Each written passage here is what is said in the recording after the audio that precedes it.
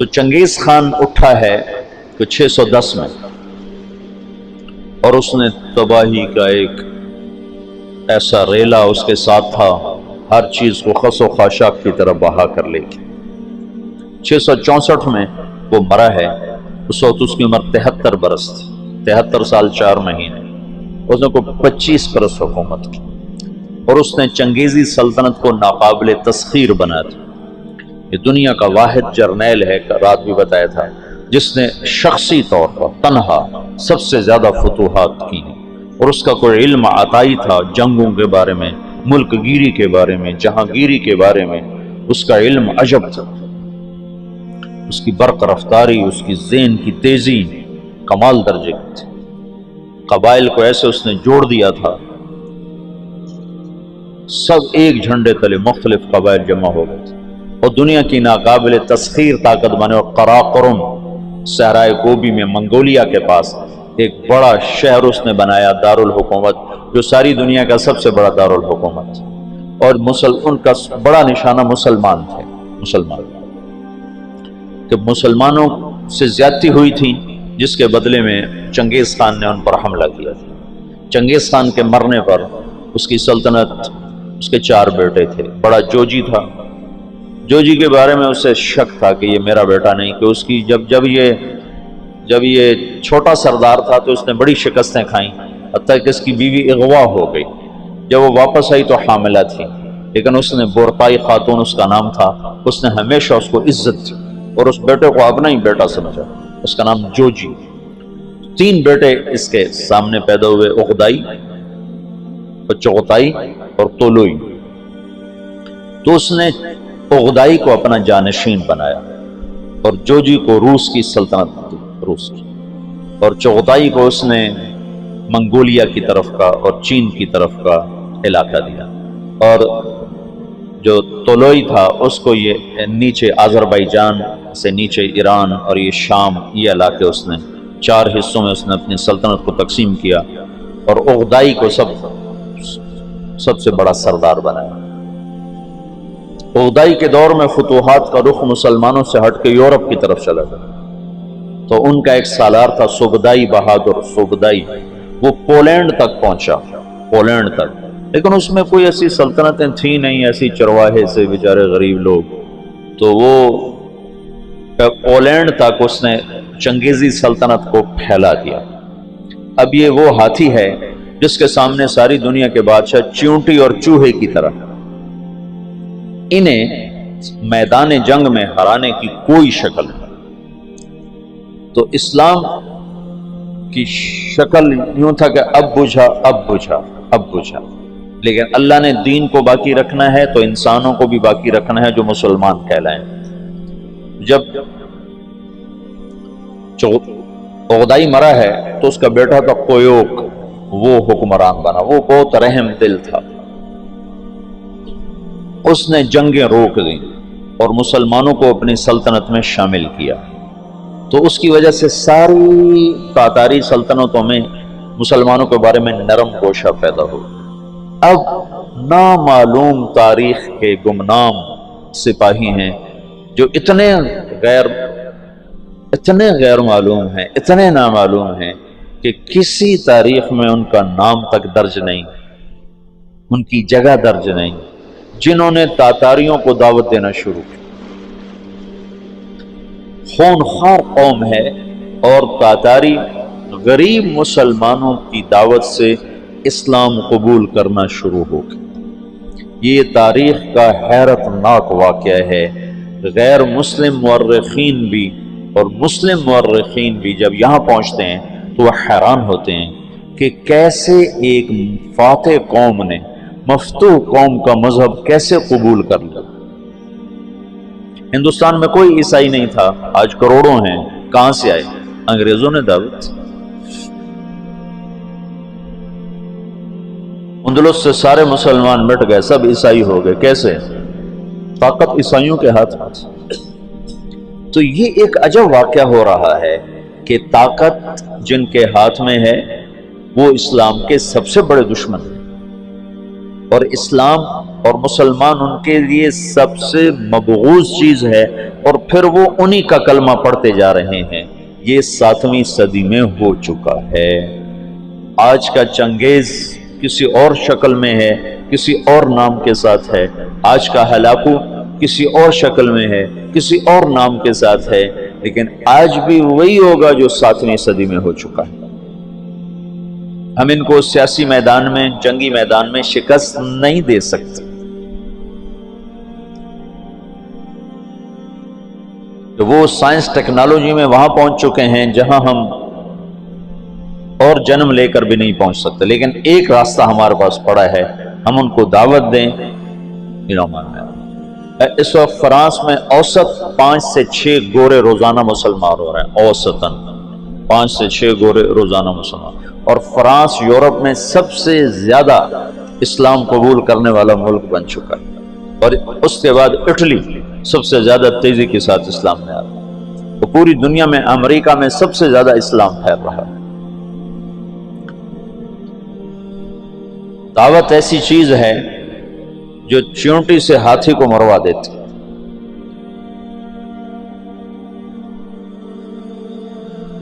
اس کی نرمی سے کچھ دل نرم ہوئے اور اسلام داخل ہونا شروع ہوا۔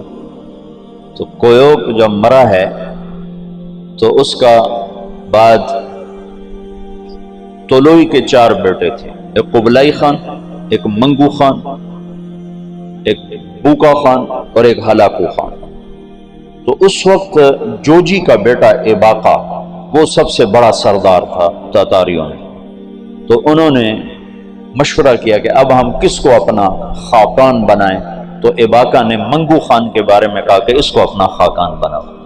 منگو اسلام دشمن تھا، اس کے دور میں بغداد تباہ ہوا ہے۔ جب بغداد پہ حملے کا لشکر نکلا ہے تو یہ جو مسلمان دائی تھے یہ جوجی کی نسل میں اپنا کام دکھا چکے تھے، اور جوجی کا پوتا برکا خان مسلمان ہو گیا۔ ان کی دعوت پر ایک وزیر مسلمان ہوا۔ وزیر کو جب موقع ملتا برکا خان کو اسلام کے فضائل سناتا، اس کو باتیں بڑی اچھی لگتی، پھر وہ پوچھتا تمہیں یہ باتیں کون بتاتا ہے؟ تو پھر وہ بڑے مناسب طریقے سے کہتا کہ یہ مسلمانوں کا دین ہے، یہ مسلمان بتاتے ہیں۔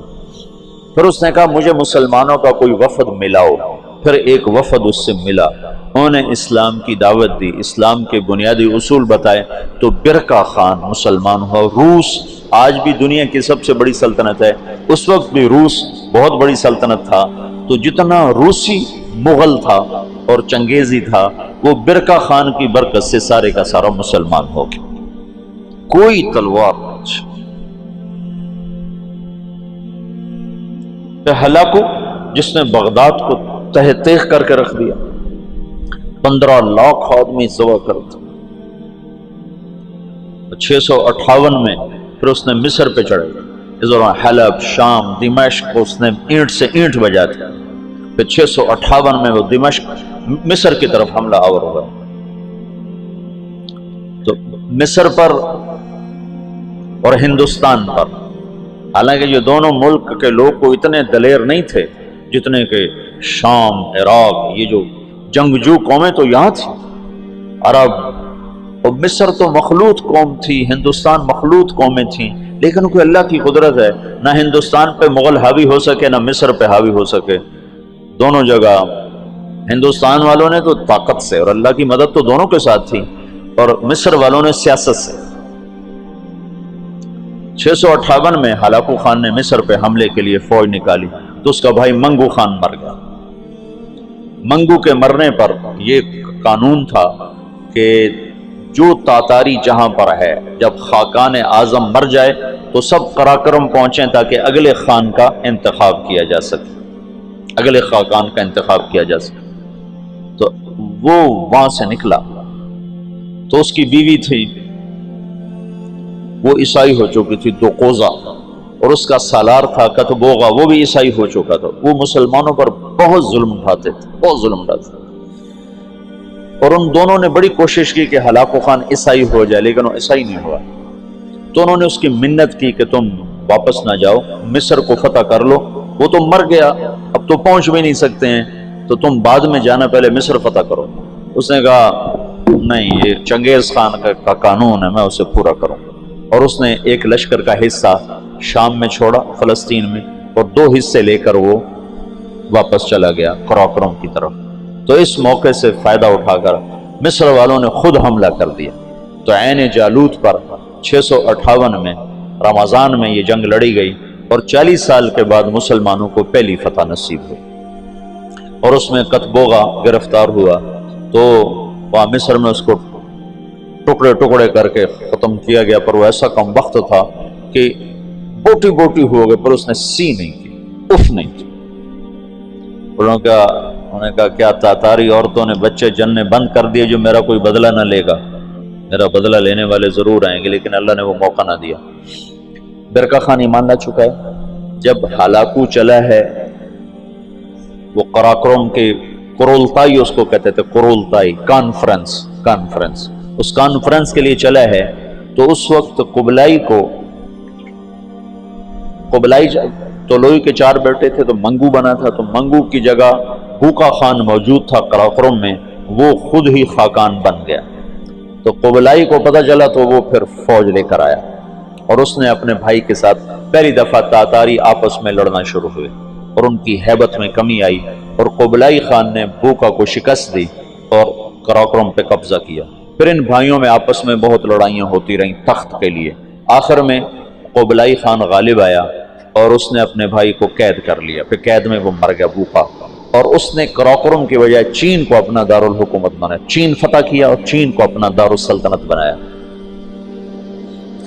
جب ان جنگوں سے فارغ ہوئے تو ہلاکو خان نے حملہ کیا مصر پر، تو برقع خان کو خط لکھا رکن الدین بیبرس نے کہ تم ہماری مدد کرو، تم بھی مسلمان ہو، ہم بھی مسلمان۔ تو پھر برقع خان نے ہلاکو کو خط لکھا کہ تم مسلمانوں پہ حملہ نہ کرو ورنہ میں تم پہ حملہ کروں گا۔ تو ہلاکو نے اسے خط لکھا کہ تم نے چنگیز کا قانون نہیں پڑھا کہ تاتاری آپس میں نہیں ٹکرایا کرتے؟ تو اس نے اس کو جواب دیا کہ وہ بھی کافر تھا، تو بھی کافر ہے، تو حملہ کرے گا میں تیرے اوپر حملہ کروں گا۔ جب وہ مصر پہ حملہ آور ہوا تو برقع خان ہلاکو پہ حملہ آور ہوا، تو اس نے ہلاکو کو شکست دی، اور مصر اس تسلط سے نکل گیا۔ پھر ان دونوں بھائیوں کی، چچا زاد بھائیوں کے آپس میں لڑائیاں ہوئیں، جس میں ہلاکو کو آخر میں شکست ہوئی، اور اس غم سے وہ بھی 42 سال کی عمر میں فالج کے مرض سے مر گیا۔ اس کا پوتا ہلاکو کا پوتا نکودار اس کا نام تھا، پہلے وہ عیسائی ہوا، عیسائی، اور اس نے اپنا نام نکودار رکھا۔ یہ نکودار خاقانی نام نہیں ہے، لیکن بعد میں اللہ نے اس کو اسلام کی دولت دی تو